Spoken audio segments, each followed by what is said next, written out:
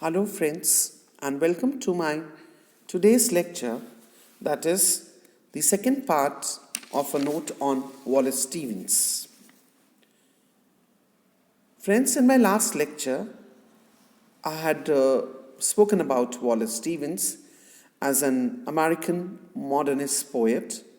He was born in Reading, Pennsylvania and died in St. Francis Hospital, Hartford, Connecticut in United States.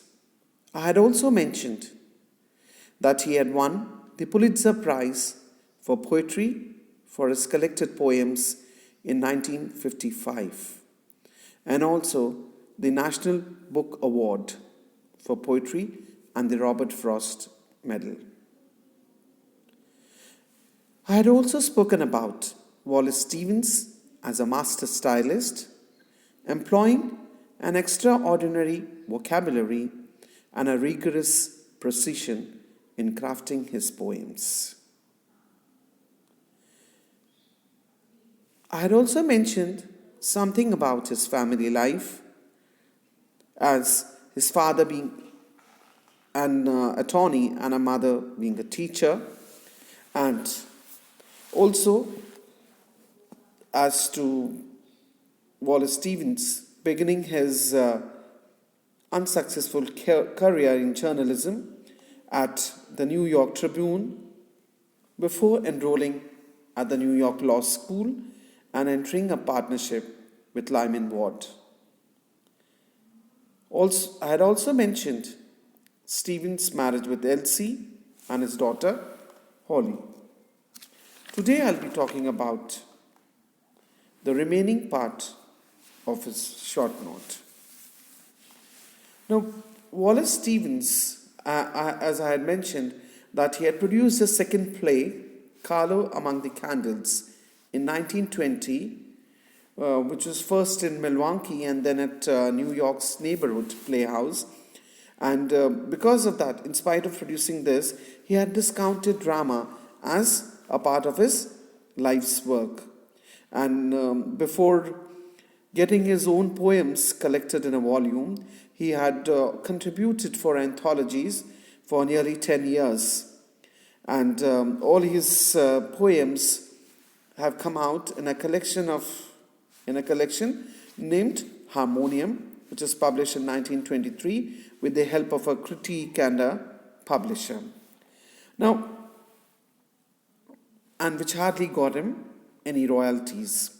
Now, Wallace Stevens followed with the Ideas of Order, which was published in 1935, Owl's Clover, published in 1936, which also won a poetry prize from The Nation, and The Man with the Blue Guitar, published in 1937, Parts of a World in 1942, Notes Towards a Supreme Fiction, also in 1942, which espouses his personal philosophy, and Transport to Summer in 1947.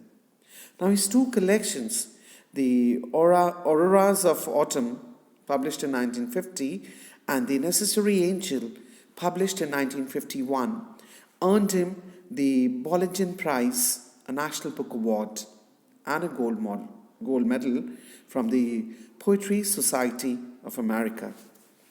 Now, Stevens also studied the early 20th century poets and achieved his place among the modern poets right before his death by getting published his volume called The Complete Poems of Wallace Stevens, which also won him the second National Book Award and a Pulitzer Prize. Now, among Wallace Stevens' well-defining works are Sunday Morning, Peter Quince at the Clavier, The Snowman, 13 Ways of Looking at a Blackbird, and The Emperor of Ice Cream, among many others, though most of them that were mentioned were a part of his well-known collection, Harmonium, that was published in 1923. Now, the complex, hyper-attentive observations in Stevens' poems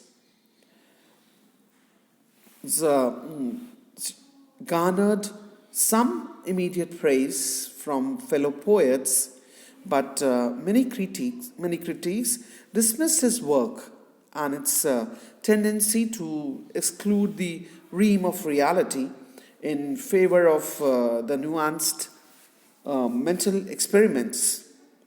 John Gould Fletcher, he expressed worries that Stevens must must either expand his range to take in more experiences or give up writing altogether, and unquote, calling Harmonium a book which does not permit a sequel.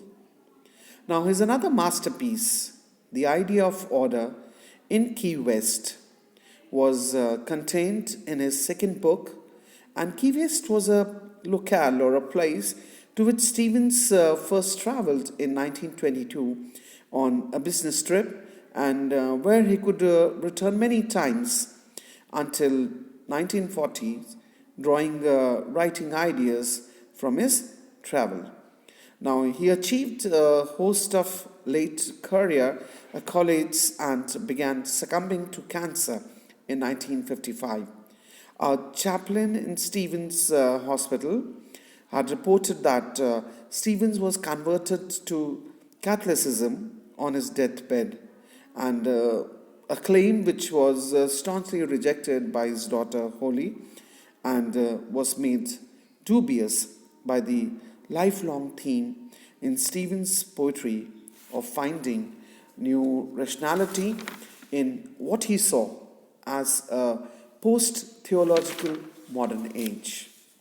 Now, Stevens died on 2nd August 1955, as I had mentioned, due to cancer in Hartford, and interment at the Cedar Hill Cemetery.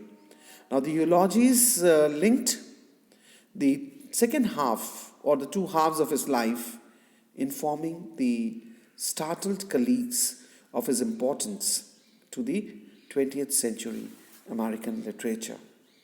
Whatsoever may be, but still, Wallace Stevens has been one of the most leading and well-known American modernist poet.